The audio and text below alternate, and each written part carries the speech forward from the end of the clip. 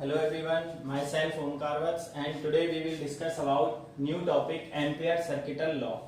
Ampere circuital law is used to calculate the magnetic field over a closed surface. किसी भी closed surface पे हम magnetic field की value निकालते हैं by using Ampere circuital law.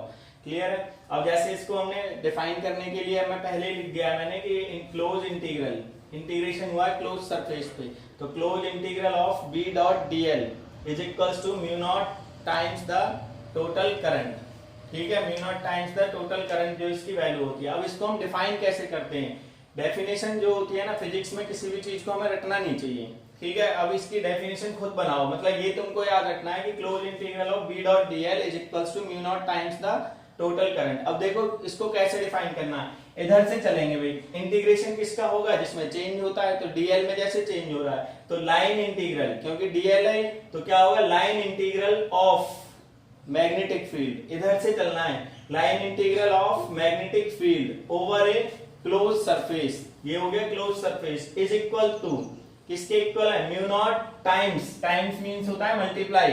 Mu naught times, mu naught को क्या बोल सकते हैं? एब्सोल्यूट परमिएबिलिटी बोल सकते हैं. Mu naught times the total current. तो ऐसे हम इसको डिफाइन कर सकते हैं. तो यहां से हम इसको ये लिख देंगे इधर line integral of magnetic field over a close surface, over a close surface is equals to किसके इक्वल हो गया? Mu naught times the total current passing through this close circuit. उस क्लोज सर्किट में से जितना करंट पास होगा उसके क्या रहेगी ये वैल्यू हमारी?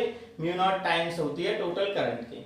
क्लियर है? तो ऐसे हम इसमें मैग्नेटिक फील्ड की वैल्यू कैलकुलेट कर सकते हैं. अब हम इसका एक मतलब एग्जांपल भी लेके दिखाते हैं या इसको प्रूव करते हैं. तो प्रूफ किस तरह से करेंगे? अब देखो, अगर मैं यहाँ पे क्लोज सरफेस कंसीडर करता हूं, if we pass the current through the wire या कंडक्टर. अगर मैं किसी भी कंडक्टर में से करंट पास करता हूं, मान लो ये हो गया हमारे पास कोई कंडक्टर और इसमें से आई करंट पास हुआ. थर्ड यूनिट में ही इसमें ही हमने स्टार्टिंग में पढ़ा था कि when we pass the current through the conductor then magnetic field is produce around that conductor. तो इस कंडक्टर के अराउंड एक मैग्नेटिक फील्ड प्रोड्यूस हो जाएगा.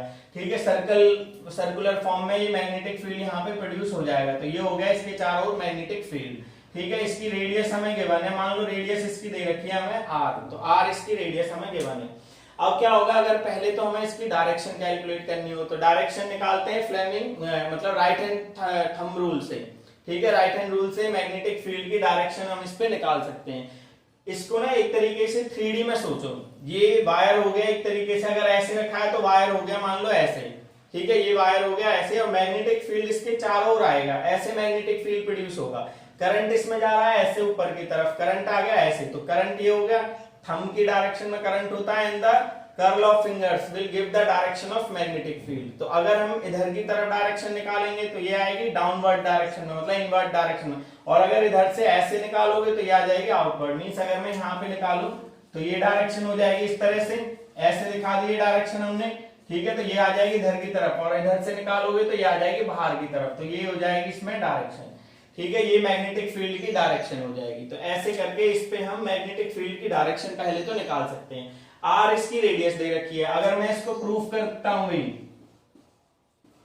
ठीक है, proof of ampere circuital law अगर हम करते हैं तो proof of ampere circuital law ACL इसको लिख देते हैं. तो अगर मैं इसको प्रूव करता हूं तो क्या होता है भाई? सबसे पहले तो ये डॉट प्रोडक्ट आ गया. डॉट प्रोडक्ट मींस हमें इसकी डायरेक्शन बतानी है. डॉट प्रोडक्ट हटाते हैं क्योंकि क्या होता है? Cos theta. तो कॉस थीटा अगर हटाना है तो पहले तो एंगल देखना पड़ेगा हमें. बी और डीएल के बीच का एंगल कितना है. पहली बात तो देखो, अगर मैं डायरेक्शन की बात करता हूं तो डायरेक्शन तो इस पे कैसे रहेगी? इस तरह से रहेगी ना, मतलब परपेंडिकुलर रहेगी. एक तरीके से बोलो तो टेंजेंशियल डायरेक्शन होगी. और जो हम डीएल कंसीडर करते हैं, डीएल हमेशा कैसे कंसीडर होता है? जैसे स्मॉल एलिमेंट कहीं पे भी कंसीडर किया, ठीक है, ऐसे. तो ऐसे इसमें बहुत सारे कंपोनेंट्स होंगे डीएल के. ठीक है, लेंथ भी हम, लेंथ जो होती है ना, length is along the circular loop. ये जो लूप होगा इसी के अलोंग हम इस लेंथ को कंसीडर करते हैं. जो स्मॉल लेंथ कंसीडर की हमने, एम्पियरन लूप बोल सकते हैं इसको हम. ठीक है, तो एम्पियरन लूप हम कहीं पे भी मानेंगे वो इस तरह से डायरेक्शन होगी उसकी भी.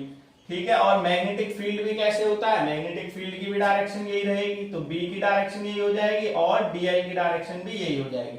अब हर पॉइंट पे यही डायरेक्शन होगी. भाई देखो मैग्नेटिक फील्ड तो ऐसी आया ना हमारे पास, मैग्नेटिक फील्ड की तो डायरेक्शन कैसी हो जाएगी, एम्पेरियल लूप पे ही आएगी। तो मैग्नेटिक फील्ड की डायरेक्शन होती है एम्पेरियल लूप में, मतलब टेंजेंशियल डायरेक्शन, और डीएल अलोंग द लूप भी मानते हैं इसमें हम। तो इस तरह से डीएल की डायरेक्शन हो जाएगी, तो एंगल बिटवीन देम बिकम 0। ठीक है, तो 0 डिग्री का ये एंगल बनता है। लेफ्ट साइड हम लेके चलते हैं, मान लो integration of B dot DL.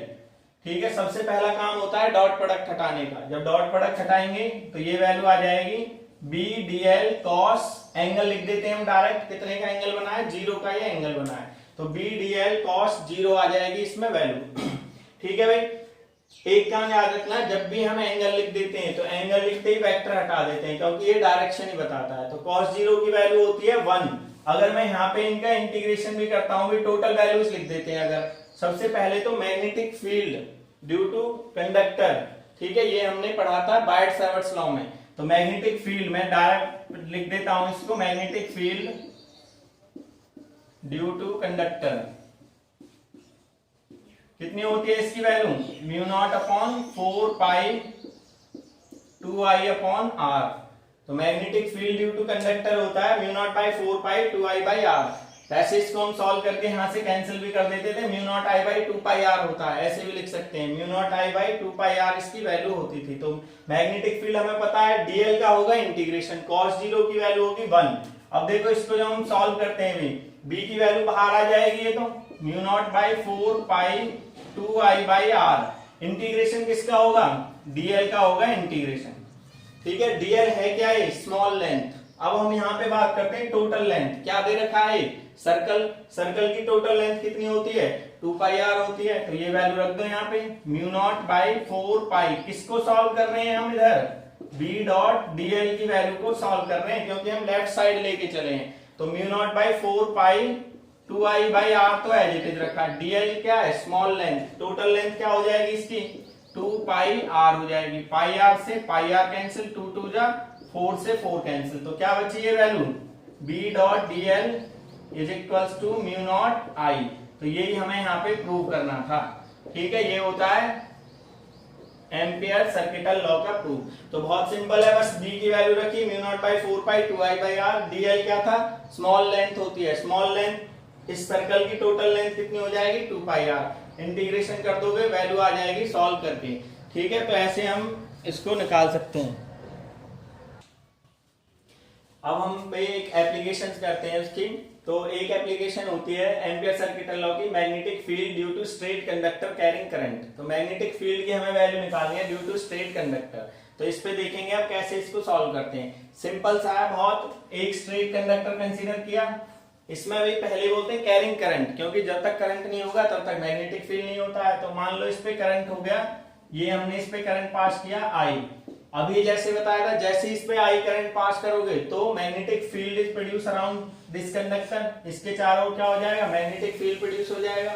मान लो इसकी रेडियस हमें गिवन है r, इसकी रेडियस दे रखी है हमें r। मैग्नेटिक फील्ड और dl दोनों ही क्या होते हैं टेंजेंशियल डायरेक्शन में होंगे, तो टेंजेंशियल डायरेक्शन में वैल्यू आएगी। ठीक है, क्या आ जाएगी, अब एम्पियर सर्किटल लॉ की एप्लीकेशन है magnetic field due to straight conductor carrying current. अब जैसे ये r रेडियस होगी, अभी जैसे हमने डायरेक्शन तो पहले ही समझा दी थी कि b की डायरेक्शन भी क्या होगी इसमें टेंजेंशियल होगी। ठीक है, जो हम टेंजेंट ड्रॉ करते हैं, और dl अलोंग द लूप पे होता है, जैसे लूप की डायरेक्शन हर पॉइंट पे होगी। dl अगर इस पॉइंट पे बनाते ये भी यही डायरेक्शन हो जाती है, मींस हर पॉइंट पे डायरेक्शन यही रहेगी। तो ये आ जाएगा इसके बीच का एंगल। हम किसकी एप्लीकेशन कर रहे हैं एम्पियर सर्किटल लॉ की, तो स्टार्ट भी उससे ही करते हैं डायरेक्ट। क्या लिख दोगे, according to Ampere circuital law. ठीक है, according to Ampere circuital law क्या होती है value, b dot dl is equals to mu naught I। ठीक है, ये होती थी हमारे पास वैल्यू। सबसे पहला काम करते हैं डॉट प्रोडक्ट। तो पहले डॉट प्रोडक्ट हटाओगे, डॉट प्रोडक्ट हटाएंगे, एंगल लिखोगे, मैं डायरेक्ट लिख देता हूं कितने का, डॉट प्रोडक्ट में cos थीटा का एंगल आएगा, और एंगल कितना बना हमारे पास cos 0 is equals to mu naught I। cos 0 क्या होता है 1। ठीक है, वैल्यू किसकी आएगी, फिर इंटीग्रेशन किसका होगा dl का, तो b की वैल्यू बाहर रख लेंगे, इंटीग्रेशन आ जाएगा dl का is equals to mu naught I। ठीक है, dl क्या है स्मॉल लेंथ, हमें चाहिए total length, total length of the circular loop क्या आ जाएगी इसकी वैल्यू 2 पाई आर, क्योंकि आर इसकी रेडियस दे रखी है, तो म्यू नॉट आई, तो बी की वैल्यू क्या आ जाएगी mu naught I by 2 pi r. तो ये होता है magnetic field due to straight conductor. जब हमने इसको प्रूफ किया अभी एम्पियर सर्किटल लॉ को, तब हमने ये वैल्यू डायरेक्ट लिखी थी अभी mu naught upon 4 pi 2 I by r, इसको बना सकते हैं ना, वो इसलिए लिख देते हैं क्योंकि म्यू नॉट बाई 4 पाई जब न्यूमेरिकल्स करेंगे तो उसमें वैल्यू इसकी कांस्टेंट होती है 10⁻⁻⁷, तो इसीलिए इसको हम 2 से मल्टीप्लाई 2 से डिवाइड कर देते हैं, म्यू नॉट बाई 4 पाई बन जाएगा, ये ऊपर मल्टीप्लाई कर देंगे, तो ये वैल्यू ऐसे भी लिख सकते हैं इसको mu naught by 4 pi 2 I by r, क्योंकि इसकी वैल्यू कांस्टेंट होती है, जब न्यूमेरिकल्स करेंगे तो इसको 10⁻⁻⁷ रख सकते हैं। जब हमने प्रूफ किया था तो इस वैल्यू को हमने डायरेक्ट लिख दिया था वहां पे, और यही वैल्यू इससे प्रूव करके भी आ जाएगी, ठीक है, एग्जाम में, क्योंकि यही पूछा जाएगा, इस सिलेबस में है हमारे mu naught by 4 pi 2 I by r magnetic field due to straight conductor value होती है। क्लियर है? तो इन दोनों टॉपिक्स को आज अच्छे से करेंगे। Thank you very much.